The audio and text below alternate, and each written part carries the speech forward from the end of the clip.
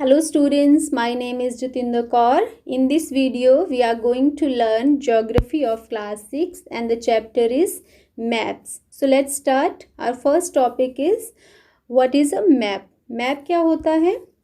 A map is a representation or drawing of Earth's surface or a part of it drawn on a flat surface according to scale.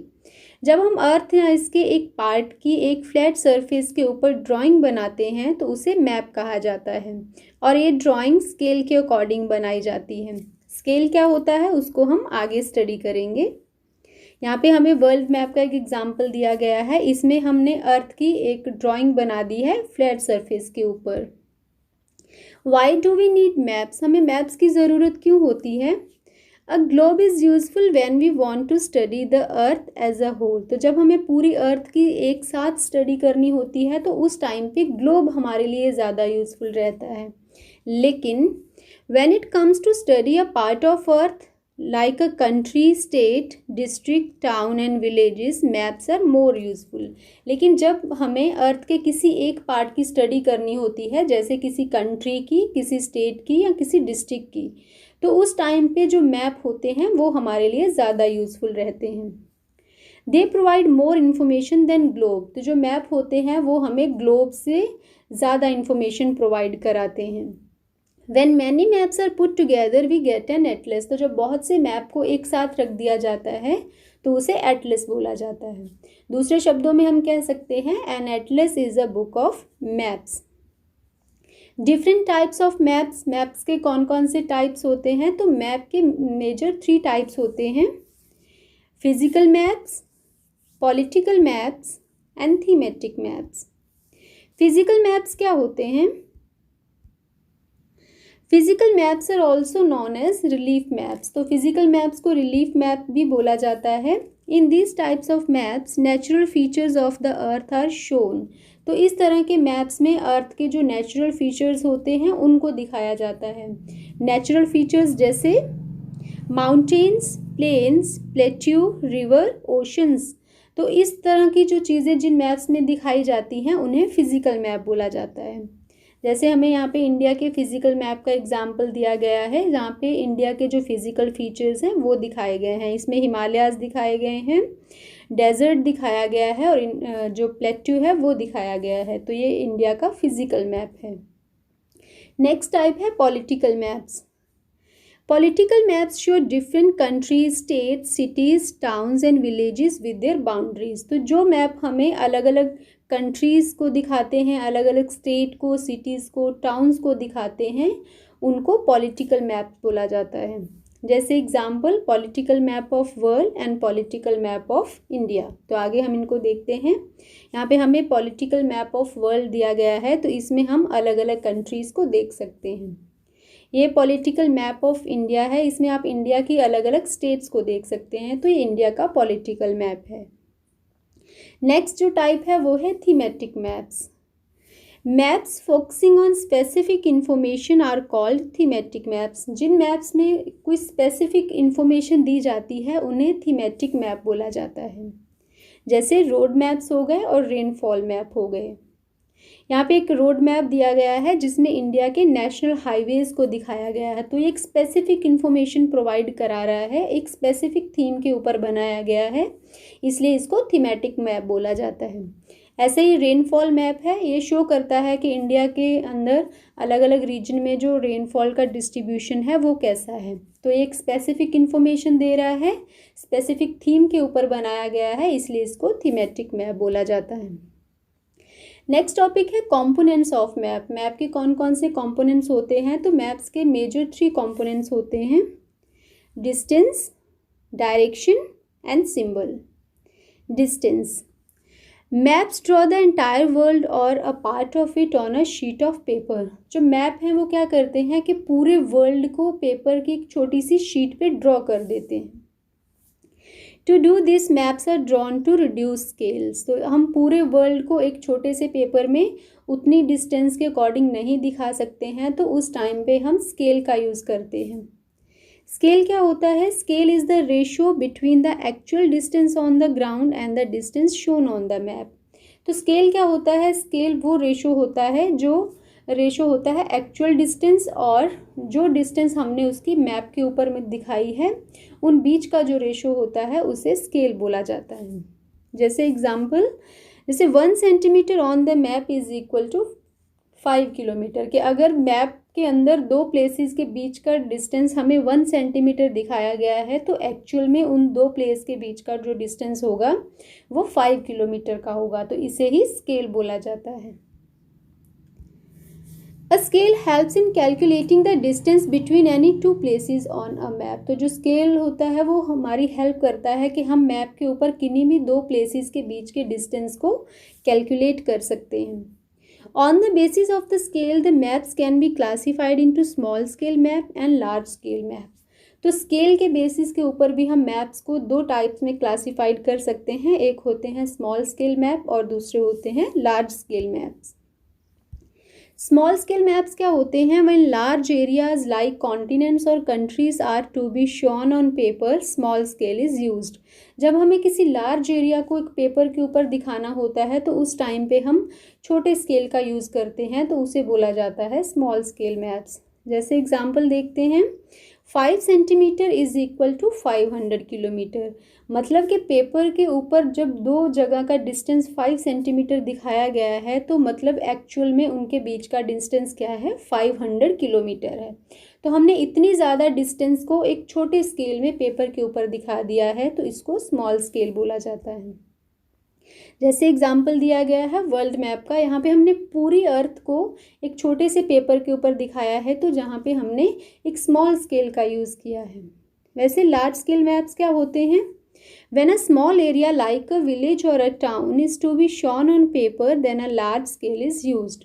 तो जब एक छोटे place को paper के ऊपर दिखाया जाता है तो उस टाइम हम एक लार्ज स्केल का यूज़ करते हैं, तो उसे लार्ज स्केल मैप बोला जाता है। एग्जाम्पल जैसे 5 centimetre is equal to 500 metre, कि अगर मैप के ऊपर 5 सेंटीमीटर डिस्टेंस दिखाया गया है दो प्लेसेस के बीच में, तो एक्चुअल में उनके बीच में डिस्टेंस 500 मीटर का होगा।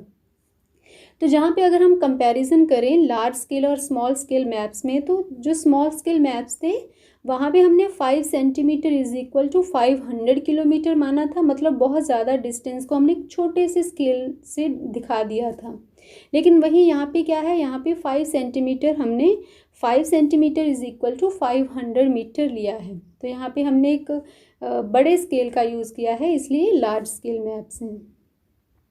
Large scale maps give more information than small scale maps. तो जो लार्ज स्केल मैप होते हैं वो स्मॉल स्केल मैप्स के मुकाबले हमें ज़्यादा इन्फॉर्मेशन प्रोवाइड कराते हैं। यहाँ पे एक एग्जांपल दिया है लार्ज स्केल मैप का, ये हमने छोटे से एरिया को बड़े स्केल के आधार पे यहाँ पे बनाया है, तो ये हमें ज़्यादा इन्फॉर्मेशन प्रोवाइड करा रहे हैं।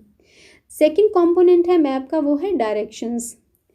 तो 4 मेजर डायरेक्शंस होती हैं, north, south, east and west. इनको हम आगे पिक्चर में विद एग्जांपल देखेंगे। These are called cardinal points. तो ये जो 4 मेजर डायरेक्शंस होती हैं इनको कार्डिनल पॉइंट्स बोला जाता है। There are 4 intermediate directions, north east, north west, south east and south west. तो जो 4 मेजर डायरेक्शन रहती हैं उनके बीच में 4 इंटरमीडिएट डायरेक्शंस होती हैं। Compass is an instrument that helps in finding out the direction of a place. तो compass एक ऐसा इंस्ट्रूमेंट होता है जो हमें डायरेक्शन को फाइंड आउट करने में हेल्प करता है। कैसे करता है? Magnetic needle of a compass always point towards north south direction. तो कंपास के अंदर जो एक मैग्नेटिक नीडल लगा होता है तो उसका ऊपर का जो हिस्सा होता है वो हमेशा नॉर्थ की तरफ होता है और जो नीचे का हिस्सा होता है वो हमेशा साउथ की तरफ होता है। तो यहाँ पे हमें डायरेक्शंस और कंपास की पिक्चर दी गई है। डायरेक्शन में आप देख सकते हैं 4 मेजर डायरेक्शन है, north, south, east and west. इनको कार्डिनल पॉइंट्स बोला जाता है और इन चारों के बीच में 4 इंटरमीडिएट डायरेक्शन रहती हैं। जैसे नॉर्थ ईस्ट के बीच में हो गया नॉर्थ ईस्ट डायरेक्शन और ईस्ट और साउथ के बीच में है साउथ ईस्ट डायरेक्शन। ऐसे ही साउथ वेस्ट है और नॉर्थ वेस्ट है। यहाँ पे आप कंपास देख रहे होंगे, कंपास का जो ऊपर का हिस्सा है वो हमेशा नॉर्थ की तरफ रहता है और जो नीचे का हिस्सा है वो हमेशा साउथ की तरफ रहता है। तो इसकी हेल्प से आप कहीं भी किसी प्लेस पे खड़े होकर अपनी डायरेक्शन पता कर सकते हैं। नेक्स्ट जो थर्ड कंपोनेंट है वो है symbols. Symbols are the third important component of a map. Certain shapes, colors, letters, pictures and lines are used in a map to show some features like. तो कुछ फीचर्स को दिखाने के लिए कुछ खास तरह की shapes, colours, letters, pictures and line use की जाती हैं. किस तरह के फीचर्स को दिखाने के लिए? जैसे roads, buildings, trees, railway lines etcetera. अब देखिए, अगर हमें इनको मैप में दिखाना है तो हम इन सब की पिक्चर नहीं बना सकते हैं एक छोटे से पेपर के ऊपर. तो उस टाइम पे हम क्या करते हैं, कुछ पर्टिकुलर सिंबल्स, कुछ पर्टिकुलर लेटर्स या कलर्स का यूज़ करके इनको हम मैप के ऊपर शो करते हैं. There is an international agreement regarding the use of these symbols. तो इन सिम्बल्स को यूज़ करने के लिए एक इंटरनेशनल एग्रीमेंट हुआ है. These are called conventional symbols. तो इनको कन्वेंशनल सिम्बल्स बोला जाता है. मतलब वर्ल्ड में जितने भी मैप बनाए जाते हैं वहाँ पे इन सिम्बल्स का यूज़ किया जाता है. अगर आप किसी भी कंट्री में जाते हैं और आपको वहाँ की अगर लैंग्वेज नहीं आती है, लेकिन फिर भी आप इन सिम्बल्स के आधार पर, इन सिम्बल के बेसिस पर किसी भी जगह का वहाँ पे पता लगा सकते हैं. यहाँ पे कुछ कन्वेंशनल सिंबल्स के एग्जाम्पल दिए गए हैं, आप देख सकते हैं. सबसे पहले रेलवे लाइंस के लिए कुछ सिंबल्स दिए गए हैं. उसके बाद रोड्स के लिए है, जिसमें मेटल्ड और अनमेटल्ड रोड के लिए भी अलग अलग सिंबल बनाए गए हैं. और कुछ कलर्स का भी यूज़ किया गया है. जैसे ब्लू कलर हमेशा वाटर बॉडीज़ को दिखाता है और जो ग्रीन कलर है वो ट्रीज़ और ग्रास को शो करता है. ऐसे ही कुछ लेटर्स का यूज़ किया गया है और कुछ पिक्चर्स बनाई गई हैं जैसे टेम्पल या चर्च की.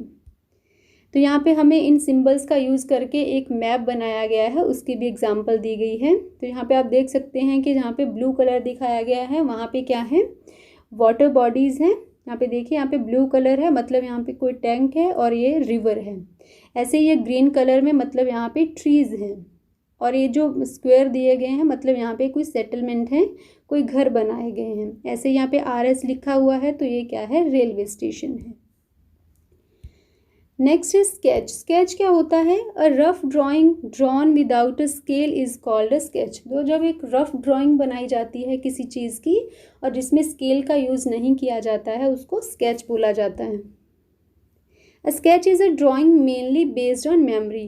तो जो स्केच होता है वो एक तरह की ड्राइंग होता है जो मेमोरी के बेस पे बनाया जाती है.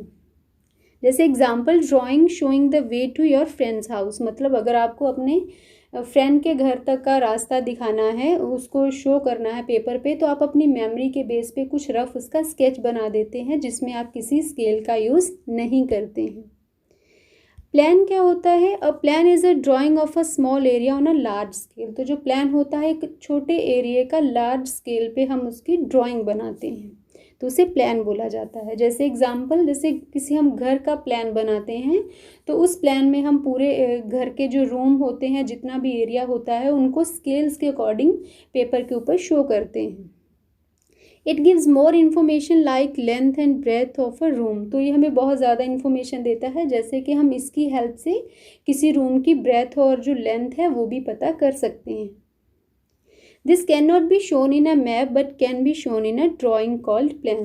तो इतनी इन्फॉर्मेशन हम किसी मैप में शो नहीं कर सकते हैं, लेकिन हम एक ड्राइंग में शो कर सकते हैं जिसे प्लान बोला जाता है.